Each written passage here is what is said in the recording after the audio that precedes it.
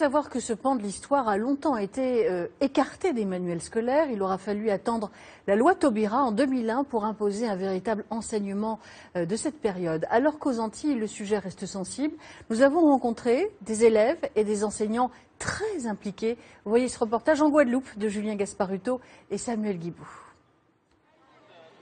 C'est un cours d'histoire à ciel ouvert. Le fort d'Elgrès a été le théâtre de combats sanglants contre le rétablissement de l'esclavage en 1802. Ces élèves de 4e sont venus y jouer une petite pièce qu'ils ont écrite avec leur enseignante. Cette affaire nous montre que les acquis sont fragiles. Si on a pu revenir en arrière en 1802, est-ce tellement impossible de nos jours? La garde des Sceaux, avec une banane. 700 malheureux noyés en Méditerranée. La liberté! Où est la liberté?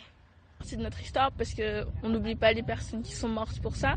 Donc elles espéraient nous voir libres. Donc il faut respecter leur mort, leur sacrifice pour nous en fait. Ça pourra nous aider à demain ne pas faire les mêmes erreurs que certains ont fait hier. Autour d'Estelle, la discussion se poursuit avec leur chef d'établissement. Ils ont fait le choix de mourir plutôt que de revenir en esclavage. René Bellénus est l'un des grands historiens de Guadeloupe. Pendant de longues années, il s'est battu pour faire entrer l'esclavage dans les manuels scolaires, quitte à enseigner clandestinement ce pan de l'histoire.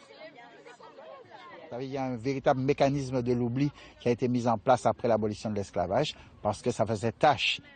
On ne pouvait pas à la fois demander l'assimilation à la France et lui rappeler qu'elle avait mis en esclavage les populations, les ancêtres. Donc il fallait oublier.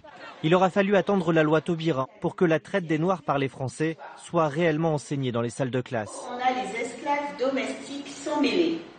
Ces élèves de seconde ont choisi l'option patrimoine pour en apprendre un peu plus sur l'histoire de leurs aïeux.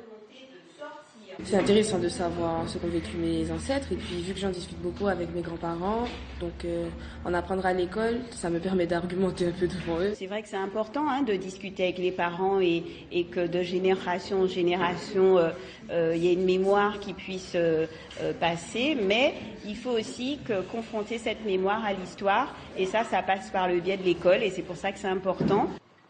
Cette histoire sera bientôt consignée au mémorial.